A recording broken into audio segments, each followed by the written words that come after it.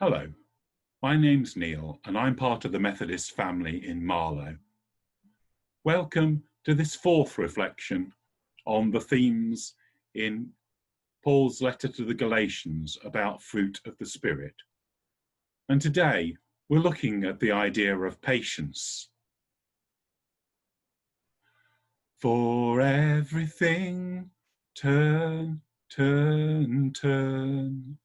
There is a season, turn, turn, turn, and a time for every purpose under heaven. So sang the birds in a song based on the words of Ecclesiastes chapter 3. My Good News Bible begins the chapter with this promise: everything that happens in this world happens at the time God chooses. Which is all very well, but often we want it to happen when we choose. If it's something we really want, we want it now. Or if it's something we're not looking forward to, we want it on permanent hold. I'm not very good at patience. I want to be in control, and I want everything to happen when I want it to. For people to meet my demands and my time frame. I don't understand why others aren't of the same mind, and why they don't just get on and do what I want when I want it. A bit like a demanding child. I want it, and I want it now. But being part of a family or part of a community, that really isn't good, is it? Just like a child, we need to learn that the needs and wants of all the folk involved have to be given attention to, and that can take time and patience. And yes, I might well be right, but the hearts and minds of others have to be won over, and compromises might have to be made. And it's good to start off with a clear vision about what the needs and wants of the family or community are, even if it takes time to resolve and to understand. And of course, if we believe that this is all part of God's plan for us, then we need to take the time to listen and discern what He wants us to do as well. And I'm not sure always that we do this, do we? It's possible that we spend too much time telling God our list of wants. And I don't think tacking "thy will be done" on the end, almost as an afterthought, is the answer. I expect that God hears very clearly the tangle of thoughts in our heads without us saying a word. He's simply waiting for us to take the time to let Him unravel them and help us to place them in the context of our whole lives, the lives of our families and our communities, and in the context of His whole world and all of His people.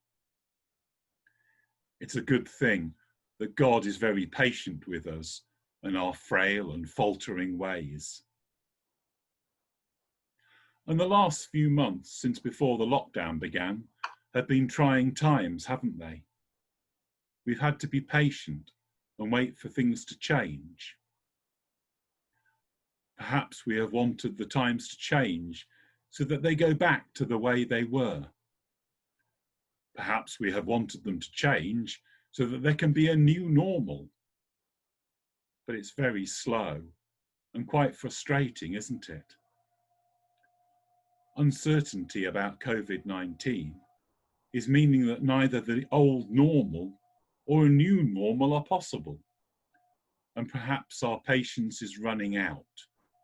Being patient can be hard work. But I think that it should be, because it's not a passive mode of behaviour. In the Gospels, when Jesus speaks of watching and waiting, it's not about kicking your shoes off, putting your feet up and having a doze. We are asked to watch and wait and be prepared. Think about the story at the beginning of Matthew chapter 25 about a wedding. We might find it strange that the events take place in the middle of the night, but where the celebration goes on for many hours, and there are many parts to the happy day, it would not have been unusual for the bridegroom to be heading for the feast after it had become dark, to be greeted by the bridesmaids with lamps to light his way. Some had been prepared for the wait. They had taken spare oil and wicks in case there was a delay. Others had not been prepared and were falling asleep because they were not ready for a long wait. Those who were not prepared were not admitted to the wedding feast.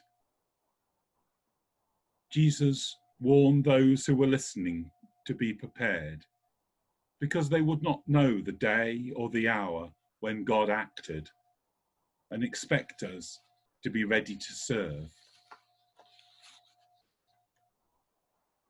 We mustn't go into the future whilst dozing. We will miss the prompting of the Spirit. We mustn't lose our focus in frustration. We must go forward with a sense of expectation that God will act for the good of all. Above all, let's be patient with each other, with God, and with ourselves. There is a time for everything. The words of Ecclesiastes chapter 3 promise it. He sets the time for birth and the time for death, the time for planting and the time for pulling up, the time for killing and the time for healing, the time for tearing down and the time for building. He sets the time for sorrow and the time for joy, the time for mourning and the time for dancing, the time for making love and the time for not making love, the time for kissing and the time for not kissing. He sets the time for finding and the time for losing, the time for saving and the time for throwing away, the time for tearing and the time for mending, the time for silence and the time for talk. He sets the time for love and the time for hate, the time for war and the time for peace. Everything that happens in this world happens at the time God chooses. Amen.